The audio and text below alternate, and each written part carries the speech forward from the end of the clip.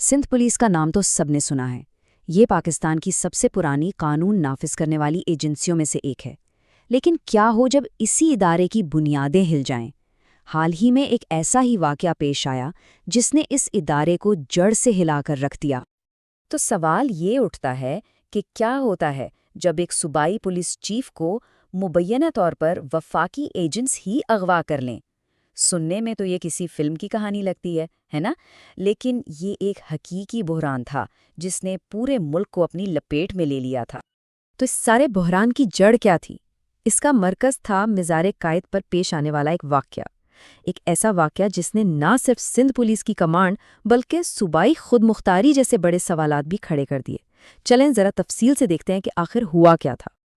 अच्छा, तो ज़रा इस टाइमलाइन को समझें। सब कुछ इतनी तेज़ी से हुआ कि यकीन करना मुश्किल है। 18 अक्टूबर को एक सियासी रैली में नारेबाजी होती है और फिर चंद ही घंटों बाद 19 अक्टूबर की सुबह 4 बजे सूबे के सबसे बड़े पुलिस अफसर यानी आईजी साहब को मुबैना तौर पर उनके घर से उठा लिया जाता है और फिर उन्हें एक गिरफ्तारी के ऑर्डर पर दस्तखत करने पर मजबूर किया जाता है। ये इतना ड्रामेटिक और तेज था कि इसने एक इंस्टीट्यूशनल क्राइसिस यानी एक इदारा जाती तूफान खड़ा कर दिया। और फिर जो रद्द-ए-अमल आया वो भी उतना ही गैर मामूली था। सोचें ज़रा, सिंध पुलिस की पूरी सीनियर लीडरशिप यानी बड़े बड़े अफसरान अपने आईजी के साथ इस सलूक पर एहतजाजन एक साथ छुट्टी की दरख्वास्त दे देते हैं। कुछ लोगों ने तो इसे एक नीम बगावत तक कह दिया। ये पाकिस्तान की तारीख में शायद पहली बार हुआ था। ये सिर्फ एक प्रोटेस्ट नहीं था, ये अपने इदारे की इज्जत और अपनी कमांड के लिए एक बहुत बड़ा और वाज़ेह पैगाम था। जाहिर है, इतने बड़े रद्दअमल के बाद मुल्क की आला तरीन सतह पर भी हलचल मची। आर्मी चीफ ने खुद इंक्वायरी का हुक्म दिया और इंक्वायरी का नतीजा क्या निकला? ये कि कुछ इंटेलिजेंस और रेंजर्स के अफसरान ने ज़रूरत से ज़्यादा जोश दिखाया था और फिर उन्हें उनकी जिम्मेदारियों से हटा दिया गया। तो एक्शन तो हुआ, लेकिन वो जो बुनियादी सवाल था ना, सूबाई अथॉरिटी और वफाकी इदारों की हुदूद का, वो वहीं का वहीं रह गया, वो हल नहीं हुआ। अच्छा, इस पूरे बहरान को ठीक से समझने के लिए ना हमें थोड़ा पीछे जाना पड़ेगा। हमें सिंध पुलिस की तारीख और उसके स्ट्रक्चर को समझना होगा कि आखिर ये फोर्स बनी कैसे और उसका ढांचा है क्या। तो सिंध पुलिस की तारीख कोई नई नहीं है, बहुत पुरानी है। हम बात करें 1843 की। इसे सर चार्ल्स नेपियर ने बरतानवी राज में बनाया था और इसका मॉडल लिया गया था रॉयल आयरिश कॉन्स्टेबलरी से। अब इस मॉडल की खास बात क्या थी? एक सेंट्रल कमांड और सख्त डिसिप्लिन, और इसकी झलक आज भी हमें सिंध पुलिस के ढांचे में नजर आती है। और आज की बात करें तो ये कोई छोटी मोटी तंजीम नहीं है, बहुत बड़ी फोर्स है। तकरीबन 2 लाख मुलाजमीन हैं और इनकी जिम्मेदारी का इलाका कितना है? 1,40,000 स्क्वायर किलोमीटर से भी ज़्यादा। मतलब ये एक बहुत ही बड़ा दायरा-ए-कार है। देखें, कागज़ पर तो उसका पूरा स्ट्रक्चर बिल्कुल साफ है।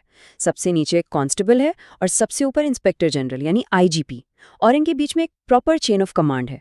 हर कोई अपने सीनियर को जवाबदेह है। ये एक बिल्कुल क्लासिक हिरार्किकल मॉडल है, मतलब एक दर्जाबंदी वाला निज़ाम। लेकिन जो चीज़ कागज़ पर होती है, हकीकत हमेशा वैसी नहीं होती। और मज़ार कायद वाकई ने यही दिखाया कि असल दुनिया में ये साफ सुथरा ढांचा कैसे हिल सकता है। अल जज़ीरा की ये रिपोर्ट देखें। इसके मुताबिक जो ऑफिशियल चेन ऑफ कमांड थी उसे बिल्कुल नज़रअंदाज कर दिया गया और सूबे के पुलिस चीफ पर सीधा सीधा दबाव डाला गया। ये सिर्फ किसी एक उसूल को तोड़ने की बात नहीं थी, ये पूरे कमांड स्ट्रक्चर को बाईपास करने के बराबर था। और यहीं से पता चलता है कि सरकारी ढांचे और ज़मीनी हकायक में कितना बड़ा फ़र्क हो सकता है। तो चलें अब देखते हैं कि आज की सिंध पुलिस कैसी है। मतलब सड़कों पर अमली तौर पर वो कैसे काम करती है, उनके पास साजो सामान कैसा है, कौन से खास यूनिट्स हैं और आवाम के साथ उनका ताल्लुक कैसा है।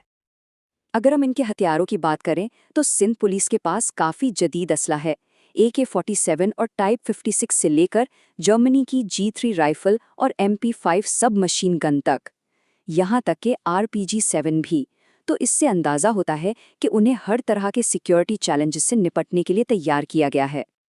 अच्छा, इसी फोर्स का एक बहुत अहम और एलीट हिस्सा है स्पेशल सिक्योरिटी यूनिट, जिसे हम SSU कहते हैं। अब देखें, सिंध और ख़ासतौर पर कराची में सिक्योरिटी के जो चैलेंजेस हैं उनको देखते हुए ये यूनिट बनाया गया है। इनका काम है काउंटर टेररिज्म ऑपरेशंस करना और अहम लोगों और जगहों को सिक्योरिटी देना। یوں سمجھیں کہ یہ سندھ پولیس کی سب سے زیادہ ٹرینڈ اور ماہر ٹیموں میں سے ایک ہے۔ اور پھر ایک بہت ہی دلچسپ چیز ہے CPLC، یعنی سٹیزن پولیس لائزن کمیٹی۔ یہ ایک بڑا منفرد ادارہ ہے۔ اس کا کام کیا ہے؟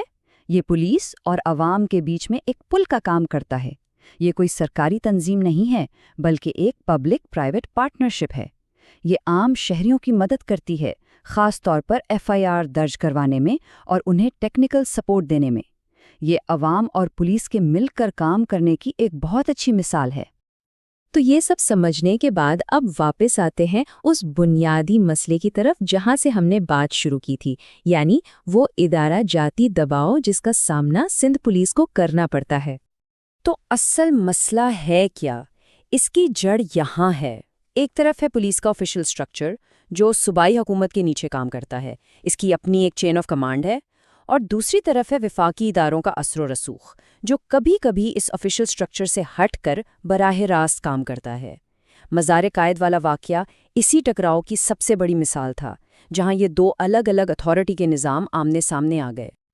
اس واقعے کے بعد جیسا کہ ہم نے دیکھا 3 الگ الگ انکوائریاں بھی ہوئیں، لیکن وہ جو بڑے سوالات اٹھے تھے نا، صوبائی خود مختاری کا کیا ہوگا، اداروں کی حدود کیا ہیں، اختیارات کس کے پاس ہیں، وہ سارے سوال آج بھی اپنی جگہ موجود ہیں۔ مطلب ایکشن تو لے لیا گیا، لیکن وہ جو آئینی اور قانونی کنفیوژن تھی جس کی وجہ سے سارا بحران پیدا ہوا، وہ دور نہیں ہوئی۔ اور آخر میں یہ پورا واقعہ ہمیں ایک بنیادی سوال پر لا کر چھوڑ دیتا ہے۔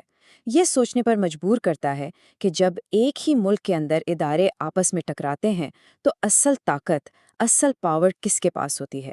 طاقت کا توازن کس طرف جھکتا ہے؟ اور سب سے اہم بات، اس سب کا عوام پر اور قانون کی حکمرانی پر کیا اثر پڑتا ہے؟